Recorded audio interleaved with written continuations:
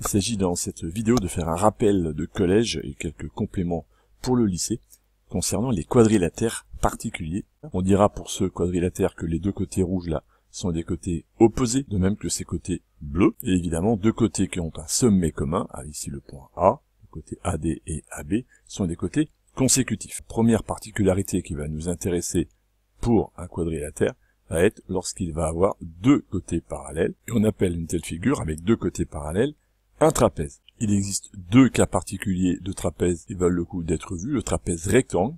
Le trapèze rectangle possède deux angles droits, c'est-à-dire qu'il a non seulement deux côtés parallèles, mais il a un troisième côté qui est perpendiculaire à ces deux bases. Et enfin, autre cas particulier, le trapèze isocèle, qui a les deux côtés qui ne sont pas parallèles, de même longueur. Alors, il n'y a pas grand-chose à dire de plus sur les trapèzes. Ce qui va nous intéresser particulièrement maintenant, et plus longuement, ce sont les parallélogrammes. Le parallélogramme est un quadrilatère qui a un centre de symétrie. Donc prenons ici un segment AB. Nous avons un point I ici qui va être le centre de symétrie, et nous allons faire le symétrique de ce segment par rapport au point I, une symétrie centrale. Le logiciel nous fait facilement le symétrique. Maintenant, traçons le quadrilatère. Nous obtenons un quadrilatère. Ce quadrilatère, qui a un centre de symétrie, eh bien, nous allons l'appeler le parallélogramme. On appelle parallélogramme un quadrilatère qui possède un centre de symétrie. On le sait, c'est une propriété de collège que la symétrie centrale conserve les longueurs. C'est-à-dire que le segment AB qui est ici, là, va se transformer avec la symétrie de centre I en un segment A'B', et donc nécessairement, les deux segments-là ont la même longueur. Pour les mêmes raisons, le segment ici et celui-ci ont les mêmes longueurs aussi. Par conséquent, une première propriété, l'intérêt de formuler cette propriété avec si et seulement si, est d'avoir une propriété qui va être réciproque.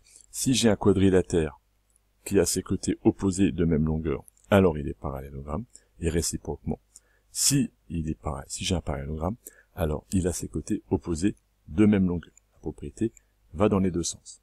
Encore en utilisant les propriétés de la symétrie centrale, on prouverait facilement que le côté AB et le côté B'A' sont parallèles, et que BA' et AB' sont parallèles.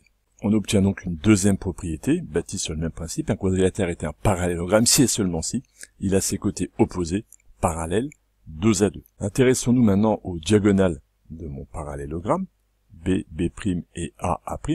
Comme I est le centre de symétrie, c'est comme ça que nous avons construit le parallélogramme, et bien nécessairement I est milieu du segment B', et I est aussi milieu du segment A'. Voilà qui nous amène à une propriété des diagonales du parallélogramme. Un quadrilatère est un parallélogramme si et seulement si ces diagonales se coupent en leur milieu. Un premier cas particulier que nous allons voir, c'est le losange. On va considérer donc un parallélogramme comme tout à l'heure. La seule différence, c'est qu'on veut y mettre deux côtés consécutifs de même longueur. Comme il avait déjà ses côtés opposés de même longueur, en lui rajoutant les côtés consécutifs de même longueur, il a ses quatre côtés de même longueur. Et au final, on va le définir simplement. Le losange est un quadrilatère qui possède quatre côtés de même mesure. Ces diagonales sont perpendiculaires. On savait qu'elles se coupaient en leur milieu parce que c'était déjà un parallélogramme.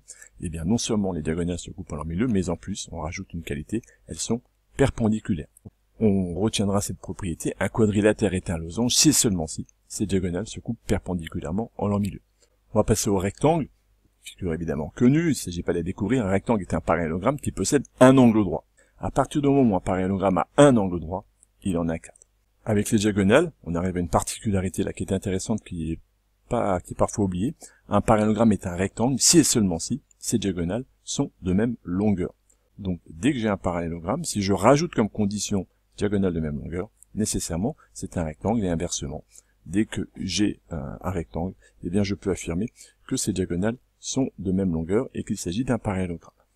Maintenant le carré, en fait le vrai nom du carré c'est un losange rectangle.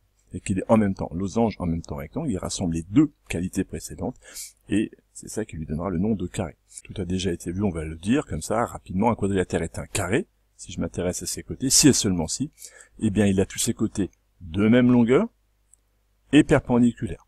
De même longueur, il sera losange, les côtés perpendiculaires, 2 à 2, s'ils sont consécutifs, amènera un rectangle, losange rectangle, nécessairement mon quadrilatère sera un carré. Concernant les diagonales, un quadrilatère est un carré si et seulement si ces diagonales sont de même longueur, comme ça les rectangles, et elles se coupent perpendiculairement en leur milieu, perpendiculairement pour qu'ils soient losanges, et en leur milieu pour qu'ils soient vraiment un parallélogramme. C'en est fini de ce petit rappel de cours.